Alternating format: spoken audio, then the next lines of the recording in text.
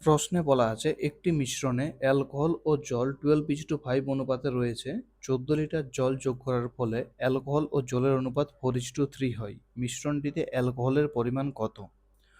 দেখো, অ্যালকোহল আর জল মানে ওয়াটার কত আছে? 12:5।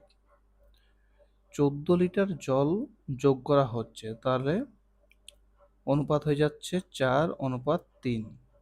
দেখো, অ্যালকোহলটাতে 12 জল ছিল, আর অ্যালকোহল মিশ্রণটাতে 12 জল ছিল। তাহলে যেহেতু জল যোগ করা হচ্ছে, তাহলে অ্যালকোহলের পরিমাণ সেম থাকবে। তাহলে এখানেও অ্যালকোহলের পরিমাণটাকে 12 বানাতে হলে 3 দিয়ে গুণ করতে হবে। এখানেও 3 দিয়ে গুণ করো। দেখো, জল 5 ইউনিট ছিল, 5 থেকে হয়ে গেল 9 ইউনিট, মানে 4 ইউনিট বাড়লো। দেখো, এই 4 ইউনিটের মান দেওয়া আছে 14 লিটার, তাহলে এই 14টা হচ্ছে 4 ইউনিটের মান, আর আমাদের বের করতে বলেছে অ্যালকোহলের পরিমাণ মানে 12 এর মান। তাহলে 3 দিয়ে কাটাকুটি করো, 3×14=42। Option number D. পরের কোয়েশ্চেন কি আছে দেখা যাক। একটি পাত্রে 60 লিটার দুধ আছে। 12 লিটার দুধ বের করে নিয়ে তার পরিবর্তে জল ভরা হলো। এই প্রক্রিয়াটি আরও দুবার পুনরাবৃত্তি করা হলো। পাত্রটিতে এখন কতটা দুধ পড়ে আছে? দেখো, 60 লিটারের মধ্যে 12 লিটার বের করা হচ্ছে, মানে 1/5, মানে 5 ইউনিটের মধ্যে 1 ইউনিট বের করে নেওয়া হচ্ছে।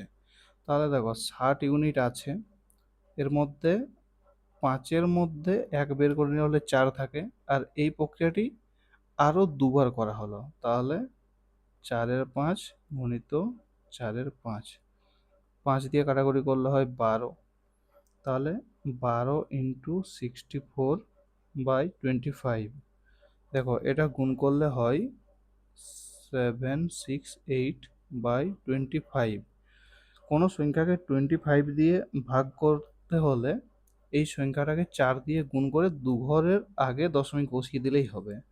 তাহলে দেখো, এটাকে 4 দিয়ে গুণ করে 3072/100, মানে 30.72। এত পরিমাণ দুধ পড়ে আছে। আর যদি বলা হতো যে কতটা জল পড়ে আছে, তাহলে উত্তর কি হতো? 60 মাইনাস এই সংখ্যাটা। ঠিক আছে, দেখি এর পরে কি আছে কোয়েশ্চেন।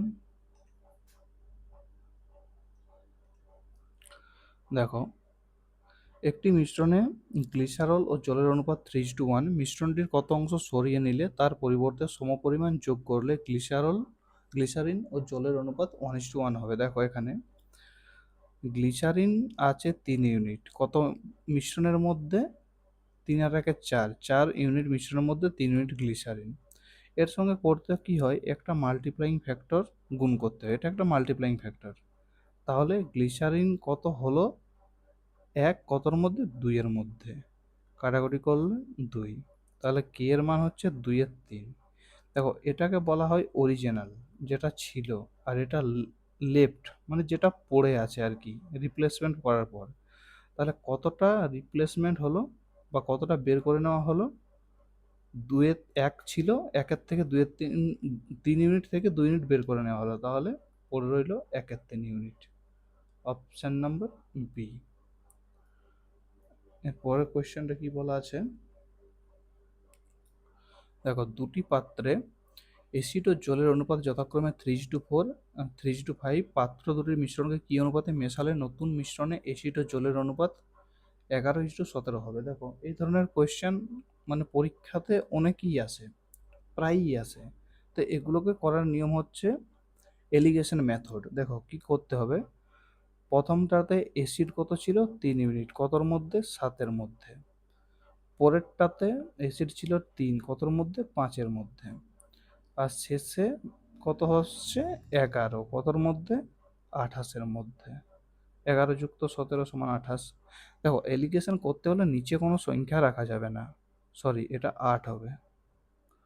দেখো, এলিগেশন করতে হলে নিচে কোনো সংখ্যা রাখা যাবে না। তাহলে এগুলোর তিনটের লসাগু নিয়ে গুণ করো। তিনটের লসাগু কত হয়? 56 হবে। 56 দিয়ে সবকে গুণ করো।